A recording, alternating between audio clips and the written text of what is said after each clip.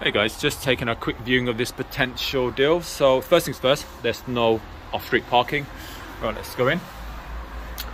So it's a very old property, this estate. It's a big property, but probably just not big enough. You'll see soon. Downstairs, 2 reception rooms. Now, don't forget, this property is outside the Article 4 area in Birmingham, which means we can potentially turn it into a HMO for professionals. So we need to look at the layout and the costs from a HMO perspective and potentially a buy-to-let perspective. So first things first, 2 reception rooms. Now, looking at the space, this won't be big enough for an ensuite room, and really you need an ensuite room in this day and age, just to future-proof yourself.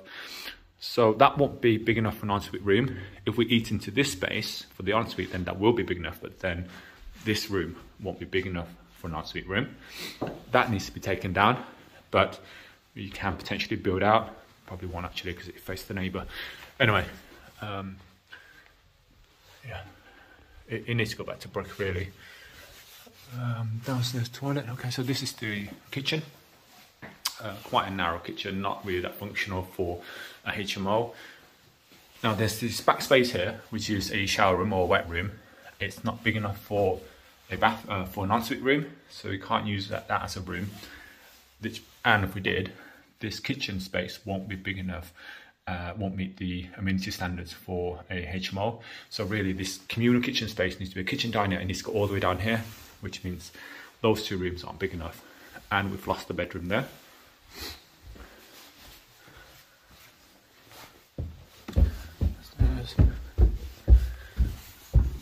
That's going to cost a lot to replaster these. Right, so the 3rd box room. This is the box room.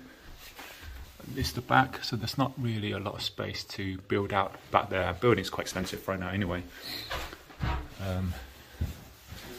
Potentially that could be a room, but then that won't be big enough for an ensuite.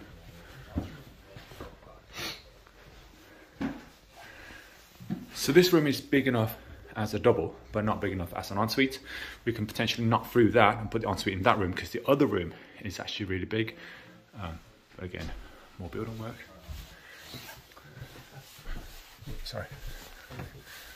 And that's the final room.